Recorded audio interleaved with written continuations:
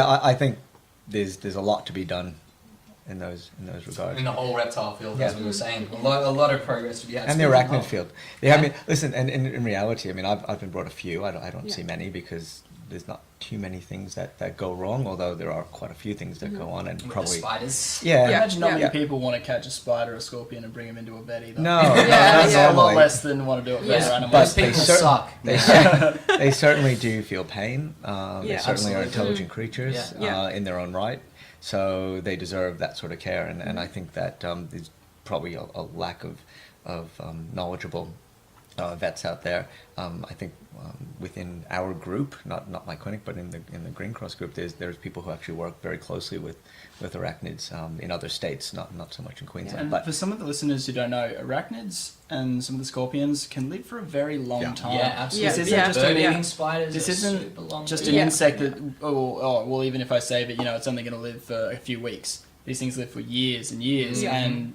they're really not quite as basic. Pets. They're fascinating. They're not as simple little creature like some people think that it doesn't really matter. Like you said, they deserve every bit of care that other animals get as well. Yeah, I think with those, though, like not much is known. Like especially like the Australian tarantulas, not much is known about them in general.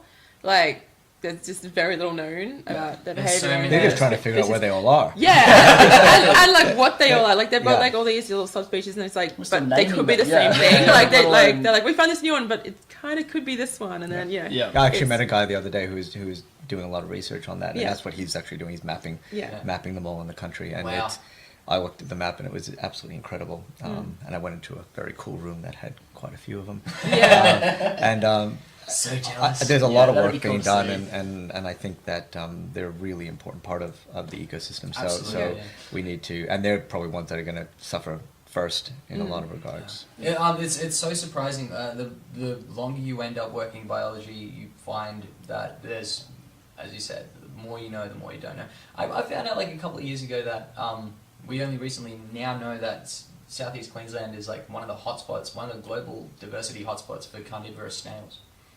I didn't know that. Our rainforest, we have a massive diversity of carnivorous rainforest snails. I know rainforest snails. We have all kinds of different ranges of species. It's not quite like Hawaii where you get, there's no other big predators. So one of the big predators is a snail like the size of this plate. Yeah, I've seen and it just eats all the other smaller snails, and you get like snails that eat the smaller snails, and then you get herbivorous snails down the bottom. Not quite like that, but we have this huge diversity of like burrowing and like side-shelled, all these kinds of crazy rainforest snails that are only just now being catalogued. It's fascinating. I had no idea. Getting that I thought I knew we had a couple of rainforest snails, but I didn't realise that we were as many as. I think the Queensland Museum is doing the work on that. See, I just remember learning about the different parasites each one of them had.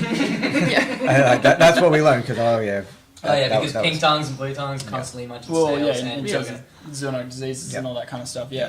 That's the important part to people rather than. So for the listeners out there, snails make a huge part of the diet of a lot of reptiles out there, particularly the lizards. Blue tongues love to eat them, but pink tongues, which are a sort of slender rainforest, similar to the blue tongues, a bit smaller. Similar.